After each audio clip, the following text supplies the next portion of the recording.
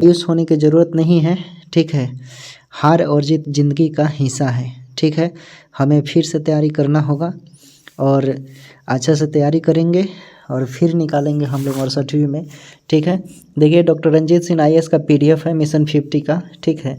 इसमें 100 क्वेश्चन है जो इम्पोर्टेंट है, उसको आज हम लोग देखते हैं, ठीक है। बहुत ही इम्पोर्टेंट है, मतलब प्रत्येक चैप्टर से 1 या 2 क्वेश्चन बनेगा, ठीक है। ये बिहार SSC के लिए भी ज़रूरी है और 68वीं BPSC के लिए भी ज़रूरी है और तो बहुत ही इम्पोर्टेंट है। और आपको पता है कि GK GS कितना इंपॉर्टेंट होता है, अब देख लीजिएगा इस सेशन को, आपको पता चल जाएगा कि कितना इंपॉर्टेंट है, ठीक है।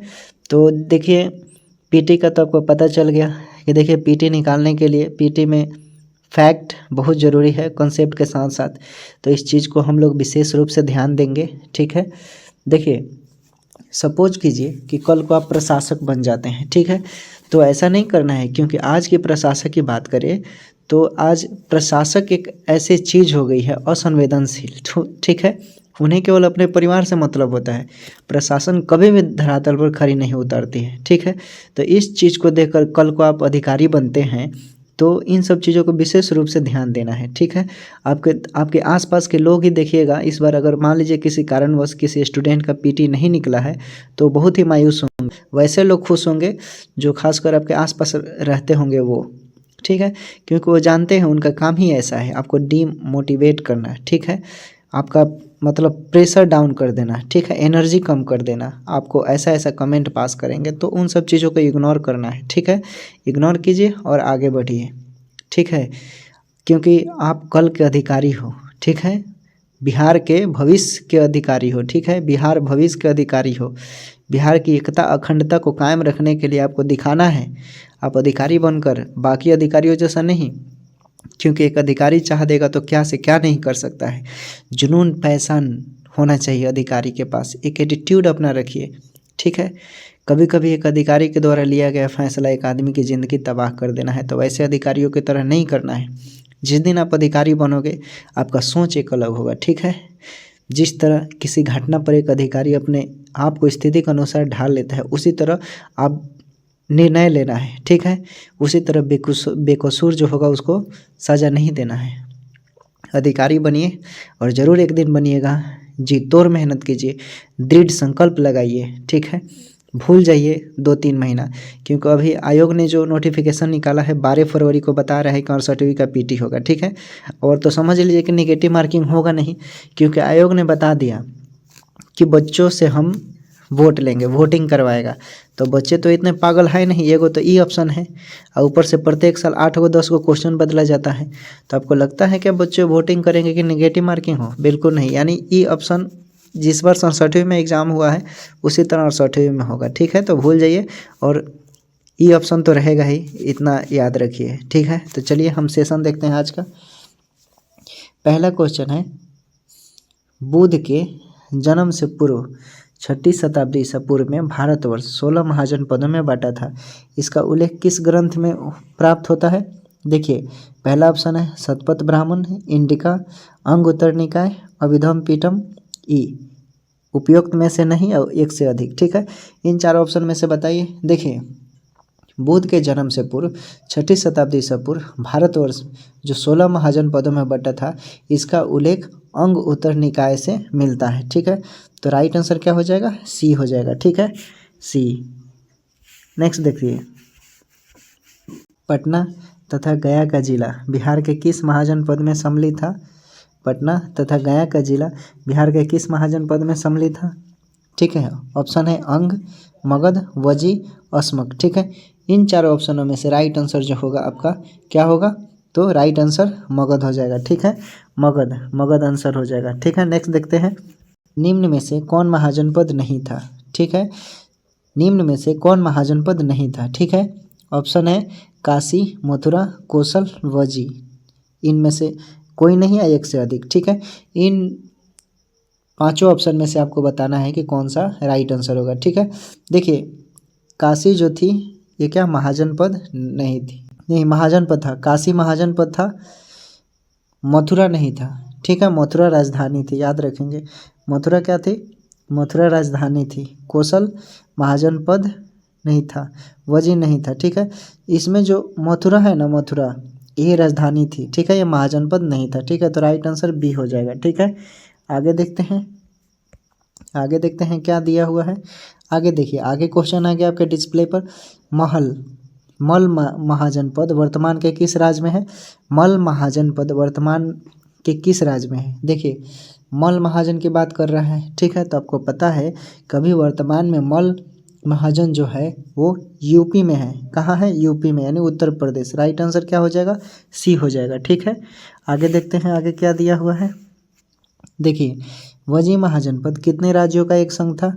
वजी महाजनपद कितने राज्यों का एक संघ था? तो आपको पता है कि वजी महाजनपद 8 राज्यों का एक संघ था, ठीक है। 8 राज्यों का एक संघ था, ठीक है, याद रखेंगे।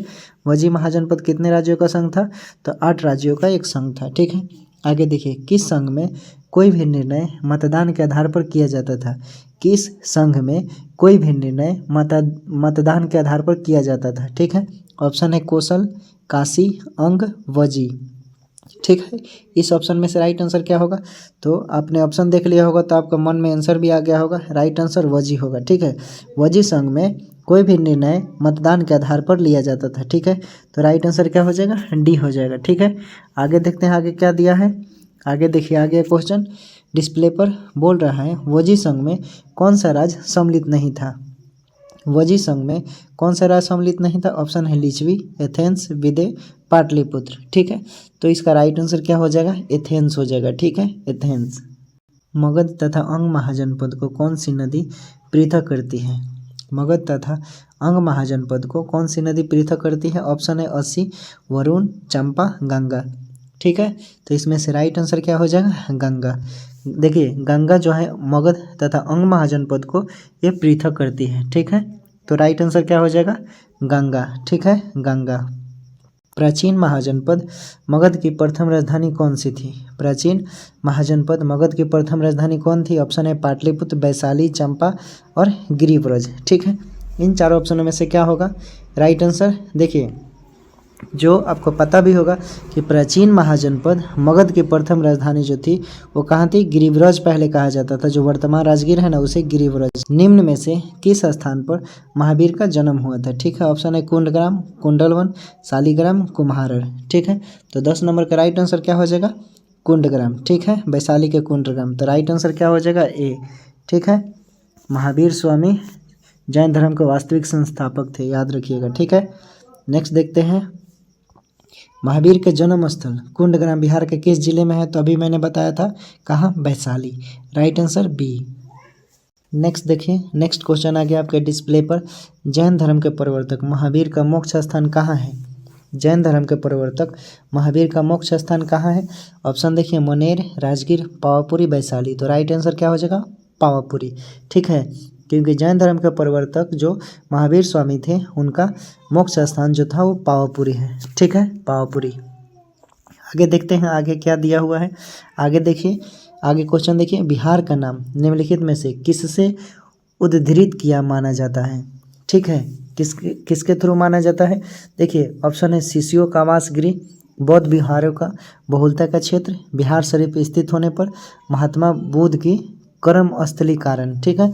इन चारों ऑप्शन में से राइट आंसर की बात करें, देखिए आपको पता चल गया होगा, बौद्ध विहारों की बहुलता का क्षेत्र था, ठीक है, इसलिए माना जाता था, ठीक है।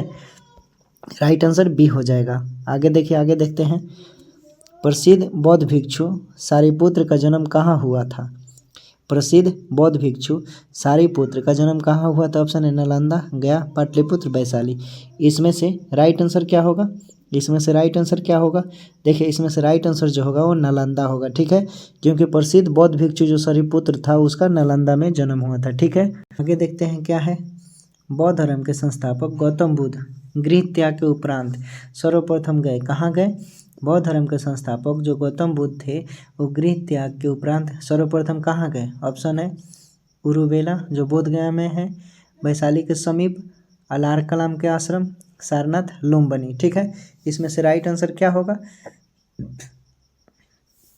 देखिए, इसमें से राइट आंसर की बात करें तो वैशाली के समीप अलार कलाम के आश्रम में वो गए थे, ठीक है। तो राइट आंसर क्या हो जाएगा? बी हो जाएगा, ठीक है। आगे देखते हैं आगे क्या दिया हुआ है। देखिए, नौ नालंदा महाविहार किसके लिए विख्यात है? नौ नालंदा महाविहार किसके लिए विख्यात है? ऑप्शन है ह्वेनसांग स्मारक, महावीर का जन्म स्थान, पाली अनुसंधान संस्था, संग्रहालय। ठीक है, तो नौ नालंदा महाविहार आपको पता चल गया होगा किस लिए विख्यात है। तो नौ नालंदा महावीर के जन्म के लिए विख्यात है। ठीक है, तो राइट आंसर बी हो जाएगा। ठीक है, आगे देखिए अगला क्वेश्चन, बोध गया में महाबोधि मंदिर बनाया गया है जहाँ, ऑप्शन है पूछ रहा है बोध गया में महाबोधि मंदिर बनाया गया है जहाँ गौतम बुद्ध पैदा हुए थे, गौतम बुद्ध को ज्ञान प्राप्त हुआ, गौतम बुद्ध ने अपना प्रथम प्रवचन दिया, गौतम बुद्ध की मृत्यु हुई। ठीक है, इन चारों ऑप्शनों में से आपको राइट आंसर बताना है। ठीक है, देखिए गौतम बुद्ध को ज्ञान प्राप्त हुआ। ठीक है, तो राइट आंसर क्या हो जाएगा? बी हो जाएगा। ठीक है, मगध साम्राज्य के उत्कर्ष का परिणाम किसके अधीन हुआ? मगध साम्राज्य के उत्कर्ष का परिणाम किसके अधीन हुआ? ऑप्शन है जरासंध, बिंबिसार, अजातशत्रु, चंद्रगुप्त मौर्य। ठीक है, इसमें से आपको बताना है। ठीक है, क्या बताना है? मगध साम्राज्य के उत्कर्ष का परिणाम किसके अधीन माना जाता है? तो राइट आंसर बिंबिसार हो जाएगा, बी। ठीक है, बिंबिसार। ठीक है, आगे देखते हैं। आगे है क्वेश्चन आपके डिस्प्ले पर, कहाँ के शासक की बहन के साथ विवाह करने पर बिंबिसार को काशी दहेज स्वरूप प्राप्त हुआ था? कहाँ के शासक की बहन के साथ विवाह करने पर बिंबिसार को काशी दहेज स्वरूप प्राप्त हुआ था? ऑप्शन है कौशल, अवंती, लिच्छवी, इसमें से कोई नहीं। ठीक है, तो राइट आंसर क्या होगा इसमें से? तो राइट आंसर कौशल हो जाएगा। ठीक है, ये कौशल के शासक, जो कौशल के शासक थे ना, उन्हीं की बहन के साथ बिंबिसार का शादी हुआ था और काशी दहेज में उन्हें मिला था। ठीक है, याद रखेंगे आप। ठीक है, आगे देखिए, बिंबिसार, अजातशत्रु, उदयन आदि राजाओं का संबंध किस वंश से था? बिंबिसार, अजातशत्रु, उदयन आदि राजाओं का संबंध किस वंश से था? ऑप्शन है कौशल, अवंती, लिच्छवी, इसमें से कोई नहीं। ठीक है, तो राइट आंसर क्या हो जाएगा इसमें से?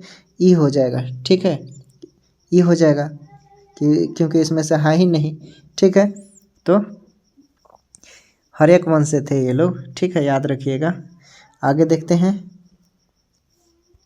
बिंबिसार, अजातशत्रु, उदयन आदि देखिए वही तो इसमें दिया है। ठीक है, राइट आंसर हर एक वंश सी। ठीक है, इसमें दिया है, राइट आंसर सी हो जाएगा। ठीक है, उदयन किस धर्म का अनुयायी था? उदयन जो था किस धर्म का अनुयायी था? ऑप्शन है जैन, वल्लभी, शैव, आजीवक। ठीक है, इसमें से बताना है कि उदयन जो है किस धर्म का अनुयायी था?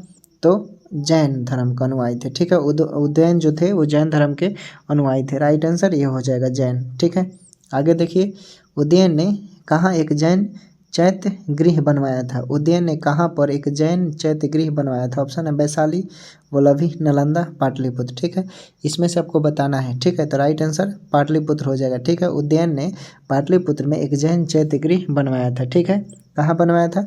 तो ये पाटलिपुत्र में बनाया था। ठीक है, याद रखेंगे। आगे देखिए, कालासिक ने मगध की राजधानी कहाँ बनाई थी? कालासिक ने मगध की राजधानी कहाँ बनाई थी? तो कहाँ बनाई थी? तो कालासिक ने काशी में बनाया था। ठीक है, काशी में बनाया था। ठीक है, राइट आंसर क्या हो जाएगा? काशी। देखते हैं, कालासिक ने मगध की राजधानी कहाँ बनाई थी? कालासिक ने मगध की राजधानी कहाँ बनाई थी? देखिए ऑप्शन है वैशाली, पाटलिपुत्र, उज्जैन, काशी। ठीक है, तो कालासिक ने मगध की राजधानी कहाँ बनाई थी? वैशाली में बनाया था। राइट आंसर क्या हो जाएगा? ए हो जाएगा। ठीक है, आगे देखिए, आगे क्या दिया हुआ है? देखिए क्वेश्चन आ गया, किस शासक द्वारा सर्वप्रथम पाटलिपुत्र को राजधानी के रूप में चयन किया गया? किस शासक द्वारा सर्वप्रथम पाटलिपुत्र को राजधानी के रूप में चयन किया गया? ठीक है, तो देखिए आपका ऑप्शन दिया है अजातशत्रु, कालासिक, उदयन, कनिष्क। ठीक है, इसमें पूछ रहा है वैसा शासक जिसने सबसे पहले पाटलिपुत्र को राजधानी के रूप में चयन किया। ठीक है, तो कौन था? ये उदयन था। ठीक है, तो राइट आंसर क्या हो जाएगा? सी था। ठीक है, उदयन ने पाटलिपुत्र को सर्वप्रथम पहली राजधानी बनाया था, याद रखिएगा। ठीक है, निम्नलिखित में से किसके शासनकाल में भारत पर सिकंदर का आक्रमण हुआ था? निम्नलिखित में से किसके शासनकाल में भारत पर सिकंदर का आक्रमण हुआ था?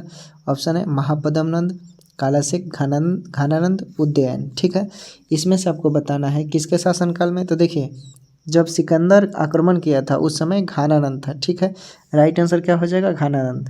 घानानंद के समय सिकंदर आक्रमण किया था भारत पर। ठीक है, आगे देखिए, पाटलिपुत्र नगर की स्थापना किस शासक ने की थी?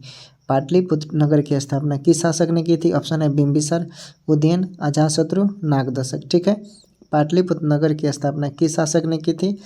तो देखिए बिंबिसार, उदयन, अजातशत्रु, नागदशक। ठीक है, इसमें से राइट आंसर क्या होना चाहिए? देखिए पूछ रहा है पाटलिपुत्र नगर की स्थापना किस शासक ने की थी, तो आपको पता है अभी बताया था उदयन ने। ठीक है, तो पाटलिपुत्र शहर किसने स्थापना की? उदयन ने। ठीक है, आगे देखिए मगध पर शासन करने वाले राजवंश का सही क्रम है। मगध पर शासन करने वाले राजवंश का सही क्रम क्या है? तो आपको पता है सबसे पहले कौन थे? सबसे पहले थे आपको हर्यक वंश, उसके बाद शिशुनाग वंश, उसके बाद नंद वंश, उसके बाद मौर्य वंश। तो ऑप्शन में देखिए कहाँ पर दिया हुआ है? ऑप्शन में सी में देखिए हर्यक वंश, शिशुनाग वंश, नंद वंश, मौर्य वंश, शुंग वंश, कौना वंश। ठीक है, तो राइट आंसर सी हो जाएगा। ठीक है, सी। ठीक है, आगे देखिए, आगे देखते हैं क्या दिया हुआ है। आगे दिया हुआ है किस शासक ने पाटलिपुत्र को पुनः राजधानी बनाया और तब से मगध साम्राज्य की राजधानी पाटलिपुत्र ही रही? किस शासक ने पाटलिपुत्र को पुनः राजधानी बनाया और तब से मगध साम्राज्य की राजधानी पाटलिपुत्र ही रही? ठीक है, ऑप्शन है कालासिक, नागदशक, घानानंद और महापद्मनंद। ठीक है, तो इसका राइट आंसर क्या होगा? तो इसका राइट आंसर हो जाएगा कालासिक। ठीक है, कालासिक ने क्या किया? इसने पाटलिपुत्र को पुनः राजधानी बनाया था। ठीक है, आगे देखते हैं आगे क्या दिया हुआ है। आगे देखिए, आगे क्वेश्चन, महाभारत तथा पुराणों के अनुसार मगध का सर्वप्रथम राजवंश कौन था? महाभारत तथा पुराणों के अनुसार मगध का पहला राजवंश कौन था? ठीक है, देखिए तो महाभारत और पुराणों के अनुसार देखें तो बृहद्रथ जो था वो पहला राजवंश था। ठीक है, याद रखेंगे। राइट आंसर क्या हो जाएगा? ए हो जाएगा। ठीक है, आगे देखिए, आगे वाला क्वेश्चन आ गया आपके सामने, चंद वंश के पश्चात, यहाँ पर चंद वंश नहीं होगा। ठीक है, नंद वंश। ठीक है, नंद वंश के बाद मगध पर किस राजवंश ने शासन किया? ठीक है, तो देखिए नंद वंश के बाद मगध पर अगर जो शासन किया था वो मौर्य वंश ने शासन किया था। ठीक है, मौर्य वंश। आगे देखते हैं, देखिए आगे क्वेश्चन, चंद्रगुप्त मौर्य को किस नाम से जाना जाता है? चंद्रगुप्त मौर्य को किस नाम से जाना जाता है? तो देखिए चंद्रगुप्त नाम को हम लोग क्या, चंद्रगुप्त को क्या बोलते हैं? सेंड्रोकोटस भी, सेंड्रोकोटस बोलते हैं। ठीक है, सेंड्रो। ठीक है, उसके बाद इसे बोलते हैं एंड्रोकोटस। ठीक है, तो राइट आंसर बी और सी हो जाएगा, डी नंबर। ठीक है, तो सेंड्रोकोटस और एंड्रोकोटस बोलते हैं। ठीक है, याद रखिएगा। विशाखादत्तकृत मुद्रा राक्षस में मौर्य के लिए किस शब्द का प्रयोग किया गया है? ठीक है, ऑप्शन है देवानाम प्रिय, वरात्य, वृषल और उत्तरापद स्वामीन। ठीक है, तो इसका राइट आंसर क्या होगा? इसका हो जाएगा वरात्य। ठीक है, देखिए वरात शब्द का प्रयोग विशाखादत्तकृत मुद्रा राक्षस में मौर्य के लिए किया गया है। ठीक है, याद रखेंगे इसे आप। ठीक है, आगे देखिए, आगे देखते हैं आगे क्या दिया हुआ है। अशोक कब मगध का शासक नियुक्त हुआ था? अशोक मगध का कब शासक नियुक्त हुआ था? तो इसमें बताना कुछ नहीं है, आपको याद होगा तो आप आसानी से बता सकते हैं। ठीक है, राइट आंसर क्या हो जाएगा? 272 ईस्वी। ठीक है, 272 ईस्वी में वो शासक नियुक्त हुआ था। ठीक है, लेकिन उसका राज्याभिषेक बाद में हुआ था, याद रखिएगा। ठीक है, आगे देखते हैं आगे क्या दिया हुआ है। देखिए क्वेश्चन आ गया, अशोक ने अपने धम्म यात्रा के अंतर्गत बोध गया की यात्रा अपने राज्याभिषेक के किस वर्ष की थी? अशोक ने अपने धम्म यात्रा के अंतर्गत बोध गया की यात्रा अपने राज्याभिषेक के किस वर्ष की थी? ऑप्शन है 9वें वर्ष, 10वें वर्ष, 11वें वर्ष और 7वें वर्ष। ठीक है, तो देखिए इसमें से राइट आंसर क्या हो जाएगा? इसमें से अशोक ने अपने धम्म यात्रा के अंतर्गत बोध गया की यात्रा अपने राज्याभिषेक के, ये नहीं दिया है। ठीक है, तो ये क्वेश्चन में है ही नहीं। ठीक है, आगे देखते हैं, अशोक के साम्राज्य की दक्षिण सीमा पर कौन सा राज्य स्थित है? ये हाँ, ये इंपॉर्टेंट क्वेश्चन है। अशोक के साम्राज्य की दक्षिण सीमा पर कौन सा राज्य स्थित था? देखिए राज पूछ रहा है कौन सा राज्य स्थित था, तो आपको पता है चोल था, चेर था, पांडव था। ठीक है, याद रखेंगे। अशोक के साम्राज्य के दक्षिण सीमा पर चोल, चेर, पांडव। ठीक है, उपयुक्त डी वाला जो है राइट आंसर, तीनों हो जाएगा सही। ठीक है, आगे देखते हैं, उसके बाद है मौर्यकालीन पाटलिपुत्र नगर प्रशासन के संबंध में जानकारी का प्रमुख साधन कौन है? मौर्यकालीन पाटलिपुत्र नगर प्रशासन के संबंध में जानकारी का प्रमुख साधन कौन है? ऑप्शन है मुद्रा राक्षस, इंडिका, अर्थशास्त्र, दिव्यावदान। ठीक है, तो राइट आंसर क्या हो जाएगा? इंडिका। आपको पता है कि मौर्यकालीन पाटलिपुत्र के बारे में जानकारी हमें इंडिका से मिलता है। ठीक है, मेगास्थनीज ने लिखा था इसे। ठीक है, आगे देखिए, किस विद्वान ने चंद्रगुप्त मौर्य के राजप्रसाद के बारे में कहा है कि इसकी शासन शौकत का मुकाबला न तो सूसा और न ही इवन तूता कर सकता है। ठीक है, किसने कहा? ये मेंस में भी है। ठीक है, जब आप मौर्य कला पढ़ेंगे मौर्य कला में तो आपका यहाँ पर एक क्वेश्चन बनेगा बीपीएससी मेंस में। ठीक है, वहाँ पर इसके बारे में एकदम अच्छा से लिखा हुआ है। ठीक है, ऑप्शन है फयान, मेगास्थनीज, एरियन और बी.ए. स्मिथ ने। ठीक है, इसमें से राइट आंसर क्या होगा? तो इसमें से राइट आंसर जो है फयान ने कहा था। इसकी तुलना शान शौकत जो मुकाबला जो किया है सूसा और न तो इबन तूता। ठीक है, राइट आंसर क्या हो जाएगा? फयान ने किया है। ठीक है, फयान याद रखिएगा। उसके बाद है मौर्यकालीन चामर ग्रहणी यक्षिणी प्राप्त हुई है। मौर्यकालीन चामर ग्रहणी यक्षिणी प्राप्त हुई है, कहाँ से प्राप्त हुई है? तो आपको पता है दीदारगंज से प्राप्त हुई है। दीदारगंज कहाँ पड़ता है? पटना में पड़ता है। ठीक है, मौर्यकालीन चमार ग्रहणी कहाँ से? दीदारगंज से प्राप्त हुई है। दीदारगंज कहाँ है? पटना में। ठीक है, याद रखेंगे। चंद्रगुप्त मौर्य के राजप्रसाद के बारे में किसने कहा है कि यह प्रसाद मानवकृत नहीं है बल्कि देवों द्वारा निर्मित है? किसने कहा था? चंद्रगुप्त का जो राजप्रसाद का मतलब होता है महल। ठीक है, यानी चंद्रगुप्त का जो महल है मानव द्वारा निर्मित नहीं है, भगवान द्वारा बनाया गया है। किसने कहा है? तो ये फयान ने कहा था। ठीक है, राइट आंसर क्या हो जाएगा? बी हो जाएगा। ठीक है, आगे देखिए, आगे है पुष्यमित्र शुंग ने किसके आक्रमण से मगध की रक्षा की है? पुष्यमित्र शुंग ने किसके आक्रमण से मगध की रचना की है? ऑप्शन है डचों, चीनियों, ईरानियों, यवनों। ठीक है, राइट आंसर क्या हो जाएगा? तो राइट आंसर हो जाएगा डी, यवनियों से। ठीक है, पुष्यमित्र शुंग ने यवनों से आक्रमण मगध की रक्षा की थी करके। ठीक है, यवनों से। आगे देखते हैं, शुंगकालीन वास्तुशिल्प के उत्कृष्ट नमूने कहाँ से प्राप्त हुए हैं? शुंगकालीन वास्तुशिल्प के उत्कृष्ट नमूने कहाँ से प्राप्त हुए? ऑप्शन है नालंदा, वैशाली, बोधगया, पाटलिपुत्र। ठीक है, इन चारों में से राइट आंसर क्या हो जाएगा? तो इन चारों में से राइट आंसर जो बोधगया है वहाँ से प्राप्त हुआ है। ठीक है, याद रखेंगे कहाँ से प्राप्त हुआ है? बोधगया से। ठीक है, आगे देखिए, शुंग कला के उत्कृष्ट नमूने बिहार के किस स्थान से प्राप्त होते हैं? शुंग कला के उत्कृष्ट नमूने बिहार के किस स्थान से प्राप्त होते हैं? ऑप्शन है कैमूर, समस्तीपुर, बोधगया, सिवान। ठीक है, इसमें से राइट आंसर क्या हो जाएगा? तो इसमें से राइट आंसर बोधगया हो जाएगा। ठीक है, बोधगया से प्राप्त हुए हैं। ठीक है, आगे देखते हैं, शुंग वंश के पतन के बाद मगध पर किस वंश का शासन स्थापित हुआ? शुंग वंश के पतन के बाद मगध पर किस वंश का शासन स्थापित हुआ? केंद्रीय झिली में, कोशिका काला में, लाइसोसोम में, गुणसूत्रों में। ठीक है, इनमें से आपको बताना है। ठीक है, नहीं तो ऑप्शन ही सॉरी ये क्वेश्चन ही गलत है। ठीक है, क्वेश्चन गलत है वो। आगे देखिए, कौन वंश के उपरांत पाटलिपुत्र पर कुछ समय के लिए किस वंश के राजाओं ने शासन किया? किस वंश के राजाओं ने शासन किया? ऑप्शन है शत्रुवंश, मित्रवंश, वाकटक वंश, गोत्रवंश। ठीक है, वाकटक वंश है। ठीक है, इसमें से बताना है आपको।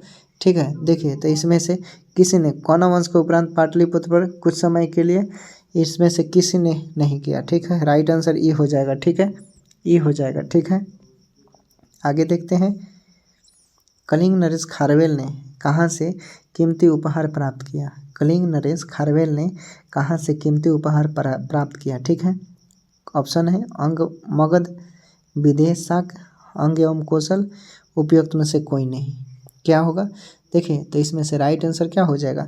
अंग और मगध से कलिंग नरेश खारवेल ने बहुत ही कीमती उपहार प्राप्त किया था। ठीक है, कहाँ से प्राप्त किया था कलिंग नरेश खारवेल ने?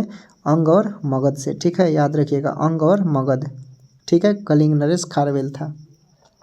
किस संहिता में पाटलिपुत्र पर यवनों के आक्रमण का उल्लेख मिलता है? किस संहिता में पाटलिपुत्र पर यवनों के आक्रमण का उल्लेख मिलता है?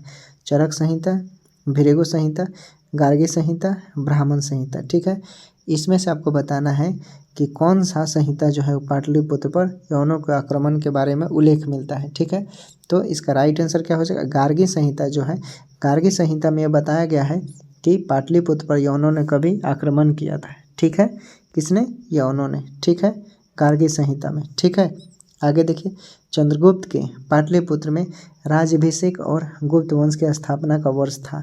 चंद्रगुप्त के पाटलिपुत्र में राजवंश और गुप्त वंश की स्थापना का वर्ष था। क्या होगा? ऑप्शन है 230 ईस्वी, 320 ईस्वी, 230 ईस्वी पूर्व, 300 ईस्वी। ठीक है, इसमें से हमें पहचानना है, तो राइट आंसर 320 ईस्वी हो जाएगा। ठीक है, 320 ईस्वी में चंद्रगुप्त के पाटलिपुत्र में राज्याभिषेक और गुप्त वंश की स्थापना का वर्ष था। ठीक है, याद रखिएगा। किस शासक से श्रीलंका के राजा मेघवर्मन ने गया में एक बौद्ध मठ स्थापित करने की अनुमति मांगी? किस शासक से श्रीलंका के राजा मेघवर्मन ने गया में एक बौद्ध मठ स्थापित करने की अनुमति मांगी? ऑप्शन है चंद्रगुप्त प्रथम, अशोक, समुद्रगुप्त, कुमारगुप्त। ठीक है, इसमें से आपको बताना है। ठीक है, तो राइट आंसर क्या हो जाएगा? अशोक ने। ठीक है, अशोक ने, क्योंकि अशोक ने ही श्रीलंका के मेघवर्मन से गया में एक बौद्ध मठ स्थापित करने का निर्णय मांगा था। ठीक है, याद रखेंगे। नालंदा विश्वविद्यालय का संस्थापक कौन था? बहुत ही सिंपल है, क्वेश्चन पूछ चुका है कई बार। ठीक है, नालंदा विश्वविद्यालय का संस्थापक कौन था? तो कौन था फ्रेंड? आपको पता है, कुमारगुप्त ने इसकी स्थापना की थी। कुमारगुप्त। तोरा सा कितने? बख्तियार खिलजी ने। ठीक है, आगे देखिए, आर्यभट्ट का संबंध किस नगर से था? आर्यभट्ट का संबंध किस नगर से था? चंपा दिया है, नालंदा दिया है, राजगीर दिया है, पाटलिपुत्र। ठीक है, तो राइट आंसर क्या हो जाएगा? डी। आर्यभट्ट पटना के थे, याद रखिएगा। ठीक है, कहाँ के थे? पटना के। ठीक है, अपने पटना के थे।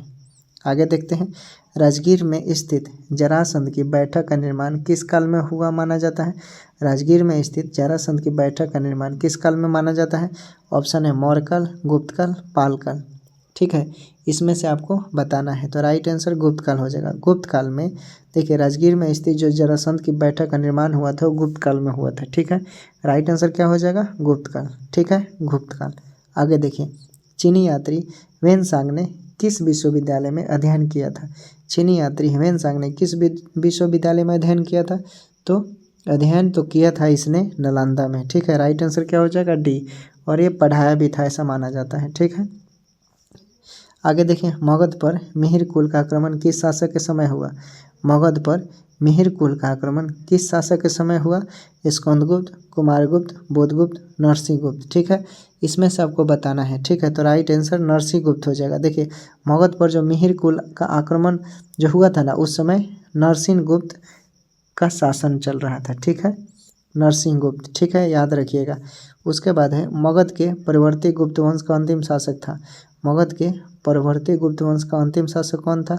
ऑप्शन है आदित्य सेन, जीवितगुप्त द्वितीय, माधवगुप्त, कुमारगुप्त तृतीय। इसमें से आपको राइट आंसर बताना है। ठीक है, तो राइट आंसर जीवितगुप्त द्वितीय के शासनकाल में, देखिए, मगध के परवर्ती गुप्त वंश का अंतिम शासक जीवितगुप्त द्वितीय था। कौन था? जीवितगुप्त द्वितीय मगध के परवर्ती गुप्त वंश का अंतिम शासक था। ठीक है, जीवितगुप्त द्वितीय, याद रखिएगा। ठीक है, आगे देखिए, 6ठी शताब्दी ईस्वी के मध्य तक किस क्षेत्र पर परवर्ती गुप्त शासकों का नियंत्रण था? 6ठी शताब्दी ईस्वी के मध्य तक किस क्षेत्र पर परवर्ती गुप्त शासकों का नियंत्रण था? ऑप्शन है अंग, काशी, मगध, चेदी। ठीक है, 55 नंबर का राइट आंसर क्या होगा? मगध। ठीक है, क्योंकि 6ठी शताब्दी के बीच मध्य तक मगध क्षेत्र पर ही परवर्ती गुप्त शासकों का नियंत्रण हो चुका था। ठीक है, याद रखेंगे, राइट आंसर मगध। ठीक है, आगे देखते हैं, पूर्व उत्तर प्रदेश और बिहार के कुछ क्षेत्रों पर किस वंश की सत्ता परवर्ती गुप्त शासकों के समय स्थापित हो गई थी? ठीक है, ऑप्शन है मौखरी, शक, पहलव, यवन। ठीक है, इसमें से आपको बताना है। ठीक है, तो राइट आंसर क्या हो जाएगा? देखिए, पहलव।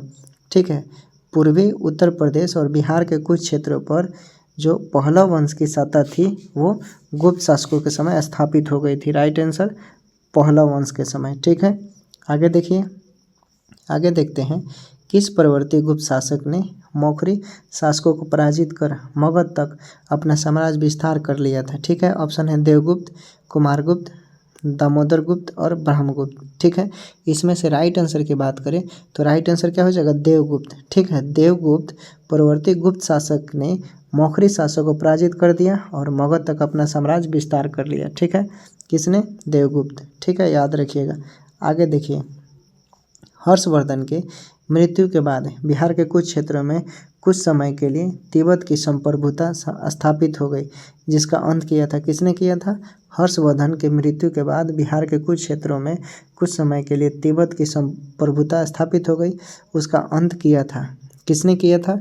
चलिए ऑप्शन है माधव गुप्त ने, जीवित गुप्त ने, आदित्य सेन ने, कुमार गुप्त तृतीय ने। ठीक है, इसमें से आपको राइट आंसर बताना है। तो राइट आंसर जो हो जाएगा आदित्य सेन ने। ठीक है, आदित्य सेन ने किया था, अंत किया था। ठीक है, आगे देखिए, आगे है धर्मपाल ने कितने गांव नालंदा महाविहार को दान स्वरूप दिया था? धर्मपाल ने नालंदा महाविहार को कितने गांव दिया था? कितने गांव दिया था? तो आपको पता है 200 गांव। ठीक है, 200 गांव दिया था धर्मपाल ने। ठीक है, 200 गांव, समझ लीजिए, अंदाज़ा लगाइए। देवपाल की अनुमति से सुमित्रा के राजा बालपुत्र देव ने कहा विदेशी विद्यार्थियों के लिए छात्रावास का निर्माण करवाया था?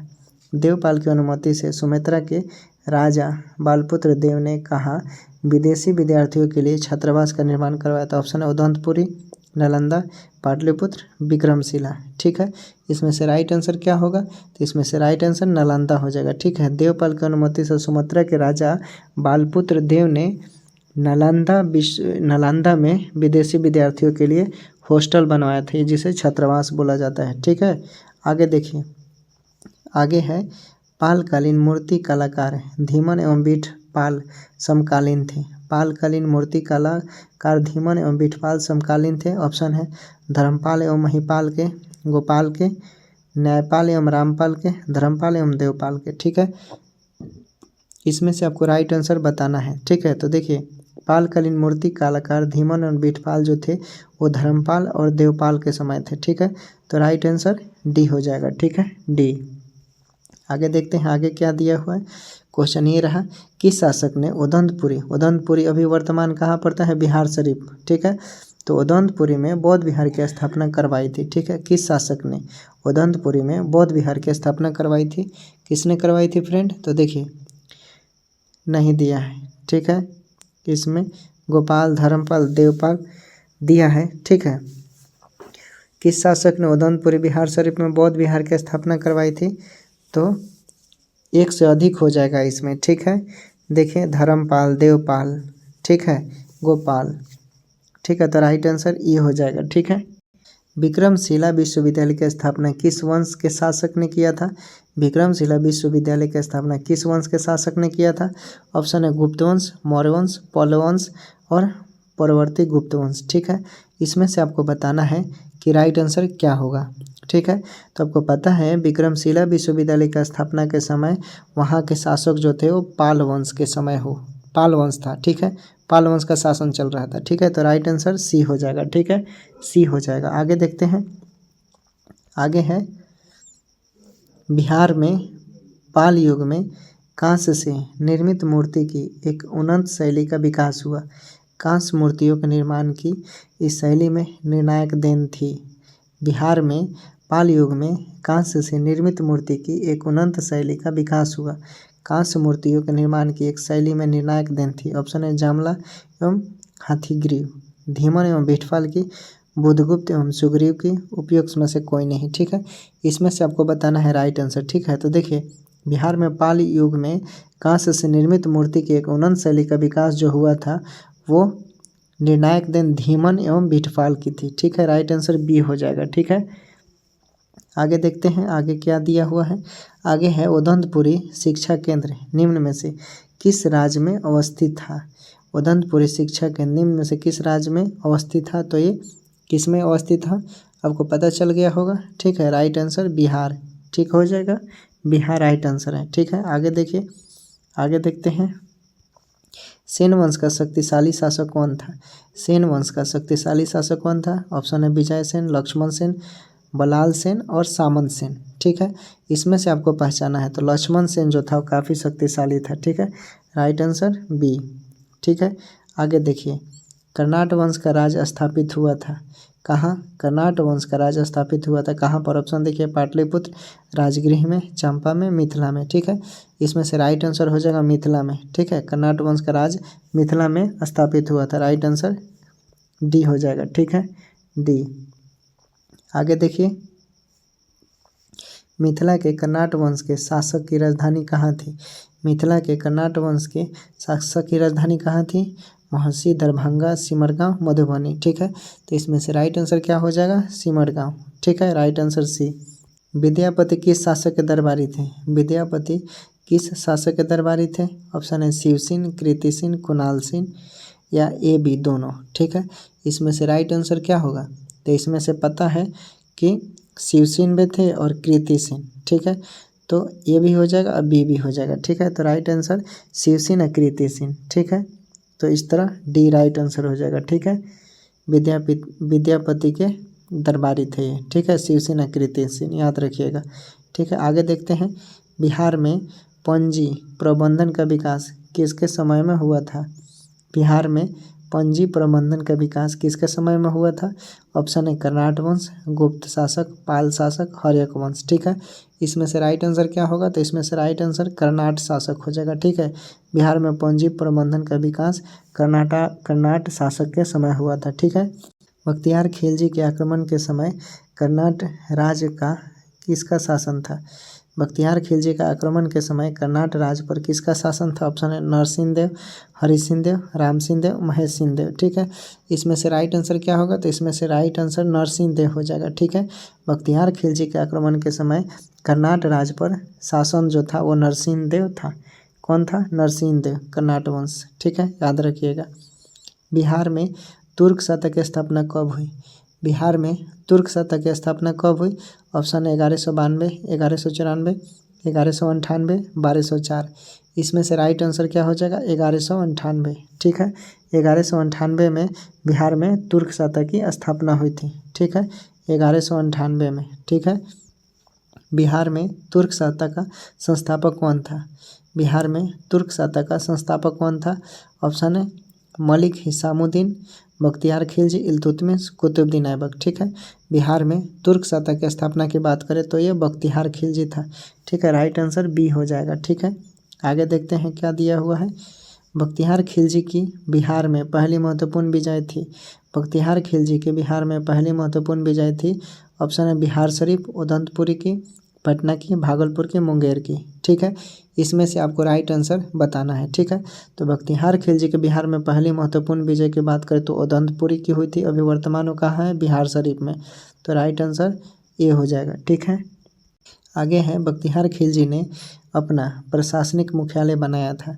बख्तियार खिलजी ने अपना प्रशासनिक मुख्यालय कहाँ बनाया था? ऑप्शन है लखनौती, बिहार शरीफ, मुंगेर, मनेर। ठीक है, इसमें से राइट आंसर क्या हो जाएगा? मनेर हो जाएगा। ठीक है, बख्तियार खिलजी ने मनेर में अपना प्रशासनिक मुख्यालय बनाया था।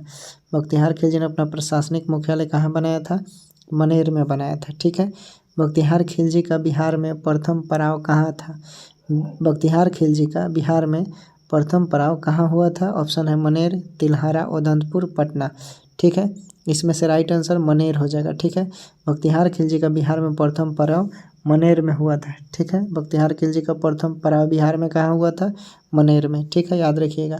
बिहार राज्य का नाम बिहार किसने दिया था? बिहार राज्य का नाम बिहार किसने दिया था? ऑप्शन है मुगलों ने, मौर्यों ने, अंग्रेजों ने, तुर्कों ने। ठीक है, तो यहाँ पर अच्छा से जवाब, बहुत लोग मौर्य बोलेंगे। ठीक है, तो मौर्य नहीं होगा। ठीक है, मौर्य गलत हो जाएगा। ठीक है, बिहार में बिहार राज्य का नाम पूछ रहा है बिहार में। ठीक है, तो राइट आंसर तुर्क हो जाएगा, डी। ठीक है, सही डी होगा। ठीक है, बहुत लोग गलत किए थे ये। आगे देखिए, इल्तुतमिश ने 1225 ईस्वी के लगभग किसे पराजित कर बिहार पर अधिकार किया था? इल्तुतमिश ने 1225 ईस्वी में लगभग किसे पराजित कर बिहार पर अधिकार किया था? ऑप्शन है मलिक जानी, बख्तियार खिलजी, हिसामुद्दीन ऐवाज। इनमें से कोई नहीं, उपयोग से एक से अधिक।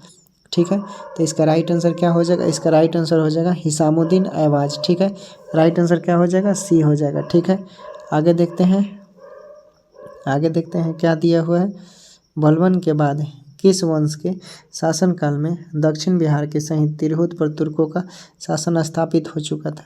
बलबन के बाद किस वंश के शासनकाल में दक्षिण बिहार सहित तिरहुत पर तुर्कों का शासन स्थापित हो चुका था? ऑप्शन है खिलजी, तुगलक, सैयद। ठीक है, इसमें से आपको बताना है। ठीक है, तो राइट आंसर तुगलक हो जाएगा। देखिए, बलबन के बाद तुगलक वंश के शासनकाल दक्षिण बिहार में, ठीक है, तिरहुत पर तुर्कों का शासन स्थापित हो गया था। ठीक है, तुगलक याद रखिएगा, तुगलक। ठीक है, आगे देखते हैं, गयासुद्दीन तुगलक ने मिथिला क्षेत्र को जीतकर क्या नाम रखा था। गयासुद्दीन तुगलक ने मिथिला क्षेत्र को जीतकर क्या नाम रखा था। ऑप्शन है गयासीपुर, तुगलकाबाद, तुगलकपुर, गयासाबाद। ठीक है, इसमें से बताना है। ठीक है, तो इसमें से राइट आंसर क्या हो जाएगा, तुगलकपुर। ठीक है, गयासुद्दीन तुगलक ने मिथिला में जो क्षेत्र जीता था उसका नाम तुगलकपुर रखा था। ठीक है, क्या रखा था, तुगलकपुर। ठीक है, आगे देखते हैं, किस तुगलक शासक ने दरभंगा में एक दुर्ग एवं जामा मस्जिद का निर्माण करवाया था। किस तुगलक शासक ने दरभंगा में एक दुर्ग एवं जामा मस्जिद का निर्माण करवाया था। गयासुद्दीन तुगलक, जलालुद्दीन तुगलक, मोहम्मद बिन तुगलक, फिरोज शाह तुगलक। ठीक है, तो इसका राइट आंसर क्या हो जाएगा, मोहम्मद बिन तुगलक ने जामा मस्जिद और एक दुर्ग बनाया था। ठीक है, मोहम्मद बिन तुगलक। ठीक है, याद रखिएगा। फिरोज तुगलक का फारसी अभिलेख कहाँ से मिलता है। फिरोज तुगलक का फारसी अभिलेख कहाँ से मिलता है। ऑप्शन है गयासुद्दीन तुगलक, जलालुद्दीन तुगलक, मोहम्मद बिन तुगलक, फिरोज शाह तुगलक। इसमें से राइट आंसर क्या होगा, फिरोज तुगलक का फारसी अभिलेख कहाँ से, तो ऑप्शन ए गलत है। ठीक है, ऑप्शन ए गलत है। आगे देखते हैं, फिरोज तुगलक का फारसी अभिलेख कहाँ से मिलता है। फिरोज तुगलक का फारसी अभिलेख कहाँ से मिलता है। ऑप्शन है बिहार शरीफ, दरभंगा, पटना, भागलपुर। ठीक है, राइट आंसर बिहार शरीफ हो जाएगा। ठीक है, बिहार शरीफ से फिरोज शाह तुगलक का फारसी अभिलेख बिहार शरीफ से मिलता है। ठीक है, याद रखिएगा। आगे देखिए, सल्तनत काल के किस सुल्तान ने तिरहुत यानी तुगलकपुर से अपने सिक्के जारी किए थे। ठीक है, सल्तनत काल में किस सुल्तान ने, ठीक है, तिरहुत से बोल रहा है। ठीक है, तो राइट आंसर क्या हो जाएगा, मोहम्मद बिन तुगलक। ठीक है, मोहम्मद बिन तुगलक ने अपने सिक्के जारी किया था वहाँ से। ठीक है, किस काल में बिहार पर दिल्ली के सुल्तानों का निर्णायक वर्चस्व स्थापित हुआ। किस काल में बिहार पर दिल्ली के सुल्तानों का निर्णायक वर्चस्व स्थापित हो गया। ऑप्शन है ममलूक वंश के काल में, खिलजी वंश के काल में, तुगलक वंश के काल में, लोदी वंश के काल में। ठीक है, तो राइट आंसर तुगलक वंश हो जाएगा। ठीक है, राइट आंसर सी हो जाएगा। ठीक है, इब्राहिम लोदी के काल में बिहार के किस सूबेदार ने सुल्तान के विरुद्ध विद्रोह किया। ठीक है, विद्रोह किया, तो देखिए ऑप्शन है दरिया खां नुहानी, फरीद खां, हसन खां सूरी, अब्बास खां शेरवानी। ठीक है, इसमें से राइट आंसर क्या होगा, तो इसमें से राइट देखिए, इब्राहिम लोदी के काल में बिहार के किस सूबेदार ने सुल्तान के विरुद्ध विद्रोह किया था, तो दरिया खां नुहानी ने किया था। ठीक है, किसने किया था, दरिया खां नुहानी। नेक्स्ट देखते हैं, निम्न में से कौन सा सल्तनत काल में बिहार का प्रांतपति नहीं रहा। निम्न में से कौन सल्तनत काल में बिहार का प्रांतपति नहीं रहा, तो ऑप्शन है तुगान खान, सैफुद्दीन ऐबक, हातिम खां, मुबारिक खां। ठीक है, तो इसका राइट आंसर क्या हो जाएगा, इसका राइट आंसर सैफुद्दीन ऐबक था। राइट आंसर बी हो जाएगा। ठीक है, बी सैफुद्दीन ऐबक, याद रखिएगा। 13वीं शताब्दी में बंगाल के प्रांतपति गयासुद्दीन ने युद्ध किया था। 13वीं शताब्दी में बंगाल के प्रांतपति गयासुद्दीन ने युद्ध किया था तिरहुत के राजा से, सारण के राजा से, चेर सरदारों से, इनमें से कोई नहीं। क्या हो जाएगा राइट आंसर, तो राइट आंसर तिरहुत के राजा से क्या किया था, बंगाल के प्रांतपति जो गयासुद्दीन था उसने युद्ध किया था। ठीक है, तिरहुत के राजा से किया था गयासुद्दीन। ठीक है, 11वीं शताब्दी में पश्चिम बिहार, चंपारण, मुजफ्फरपुर में कौन सा राज्य संगठित हुआ। 11वीं शताब्दी में पश्चिम बिहार, चंपारण, मुजफ्फरपुर में कौन सा राज्य संगठित हुआ, तो ऑप्शन दिया है खरवार राज, भार राज, चेरो राज, उज्जैनियो राज। ठीक है, इसमें से आपको बताना है। ठीक है, तो राइट आंसर चेरो राज हो जाएगा। ठीक है, देखिए 11वीं शताब्दी में पश्चिम बिहार, चंपारण, मुजफ्फरपुर ये जो संगठित हुआ था वो चेरो राज, ठीक है, चेरो राज हुआ था। ठीक है, नेक्स्ट देखते हैं, नेक्स्ट क्या दिया हुआ है, किस जनजातीय राज का उत्थान पूर्व मध्यकाल में सोन नदी के घाटी के क्षेत्र में हुआ। किस जनजातीय राज का उत्थान पूर्व मध्यकाल में सोन नदी के घाटी के क्षेत्र में हुआ, खरवार, भार, चेरो, उज्जैनियों। ठीक है, इसमें से राइट आंसर क्या हो जाएगा, तो खरवार हो जाएगा। ठीक है, ये राइट आंसर हो जाएगा खरवार। आगे देखते हैं, आगे हैं भोजपुर में उज्जैनिया वंश का संस्थापक था। भोजपुर में उज्जैनिया वंश के संस्थापक कौन था, देखिए ऑप्शन दिए हैं बाघमल, संग्रामदेव, संतान सिंह, सोमराज। ठीक है, तो देखिए 91 का क्या हो जाएगा, राइट संतन सिंह। ठीक है, भोजपुर में उज्जैनिया वंश का संस्थापक संतन सिंह थे। कौन थे, संतन सिंह। ठीक है, याद रखिएगा संतन सिंह। आगे देखते हैं, पाल सतह के पतन काल में मध्य बिहार में किस जनजाति ने अपना राज्य गठित किया। पाल सतह के पतन काल में मध्य बिहार में किस जनजाति ने अपना राज गठित किया? ऑप्शन है खरवार, भार, चेरो, उज्जैनियों। ठीक है, इसमें से आपको बताना है। ठीक है, तो राइट आंसर क्या हो जाएगा? भार। ठीक है, देखिए पाल सत्ता के पतन काल के मध्य बिहार में भार जनजाति ने अपना राज गठित किया था। कौन सा? भार ने किया था। ठीक है, याद रखिएगा कौन था? भार। बिहार में नुहानी राज का संस्थापक कौन था? बिहार में नुहानी राज का संस्थापक कौन था? जलाली खान नुहानी, मोहम्मद खान नुहानी, दौलत खान लोधी और दरिया खान नुहानी। ठीक है, तो देखिए जलाल खान नुहानी जो था वो बिहार में नुहानी राज का संस्थापक था। ठीक है, कौन था बिहार में नुहानी राज का संस्थापक? जलाल खान नुहानी। ठीक है, जलाल खान नुहानी। आगे देखिए, सिकंदर लोदी ने 1495 से 96 में किसे बिहार का प्रभारी नियुक्त किया? सिकंदर लोदी ने 1495 से 96 में किसे बिहार का प्रभारी नियुक्त किया था? ऑप्शन है फरीद खां, हसन खां, बहार खान नुहानी, दरिया खान नुहानी। ठीक है, इसमें से आपको बताना है क्या हो जाएगा राइट आंसर। देखिए दरिया खान नुहानी की बात करें तो इसने सिकंदर लोदी ने 1495-96 में इसे बिहार का प्रभारी नियुक्त किया था। ठीक है, सिकंदर लोदी ने दरिया खान नुहानी को बिहार का प्रभारी नियुक्त किया था, याद रखिएगा। ठीक है, दरिया खान नुहानी को। महमूद लोदी को विस्थापित कर बाबर ने किसे बिहार का प्रशासक नियुक्त किया? ऑप्शन है बहार खां, जलाल खां, फरीद खां, हसन खां। ठीक है, इसमें से आपको बताना है कि राइट आंसर क्या होगा। तो देखिए महमूद लोदी को विस्थापित कर बाबर ने जलाल खां को बिहार का प्रशासक बनाया था। बाबर ने किसे बिहार का प्रशासक बनाया था? तो ये जलाल खां को। ठीक है, याद रखिएगा जलाल खां। नेक्स्ट देखते हैं, शेर शाह को शेर खां की उपाधि दी थी, किसने दी थी? शेर खां को शेर खां की उपाधि किसने दी थी? किसने दी थी? ऑप्शन है महमूद नुहानी, हसन खान ने, दरिया खान नुहानी, हुमायूं ने। ठीक है, तो आपको याद आ गया होगा शेर शाह को शेर खान की उपाधि जो दिया था वो महमूद नुहानी ने दिया था। ठीक है, राइट आंसर क्या हो जाएगा? ए हो जाएगा। ठीक है, ए महमूद नुहानी। ठीक है, आगे देखते हैं, शेर शाह ने किस युद्ध में हुमायूं को पराजित किया? शेर शाह ने किस युद्ध में हुमायूं को पराजित किया था? ऑप्शन है चौसा का युद्ध, बिलग्राम अथवा कनौज का युद्ध, उपयुक्त ए और बी, ना तो ए और बी। ठीक है, क्या होगा? देखिए शेर शाह ने किस युद्ध में हुमायूं को पराजित किया? तो आपको पता है कि इसका राइट आंसर जो होगा चौसा का युद्ध भी हो जाएगा और बिलग्राम तथा कनौज का दोनों का युद्ध में पराजित किया। तो राइट आंसर सी हो जाएगा। ठीक है, सी। ठीक है, आगे देखते हैं आगे क्या दिया हुआ है। शेर शाह का मकबरा कहाँ स्थित है? तो शेर शाह का मकबरा सासाराम में स्थित है। इसमें जान नहीं अष्टभुजीय है। ठीक है, याद रखिएगा। उसके बाद देखिए अष्टकोणीय मकबरा की श्रेणी में अंतिम मकबरा किस शासक का है? अष्टकोणीय मकबरा की श्रेणी में अंतिम मकबरा किस शासक का है? शेर शाह, हसन खां, इस्लाम शाह, दाऊद खां। ठीक है, तो इसका राइट आंसर क्या हो जाएगा? तो देखिए इसका राइट आंसर हो जाएगा आपका इस्लाम शाह। ठीक है, इस्लाम शाह का है। ठीक है, आगे देखते हैं आगे क्या दिया हुआ है। आगे देखिए चौसा नामक स्थान किस जिले के अंतर्गत पड़ता है? तो ये बक्सर, बिहार के बक्सर में पड़ता है। राइट आंसर बक्सर हो जाएगा। ठीक है,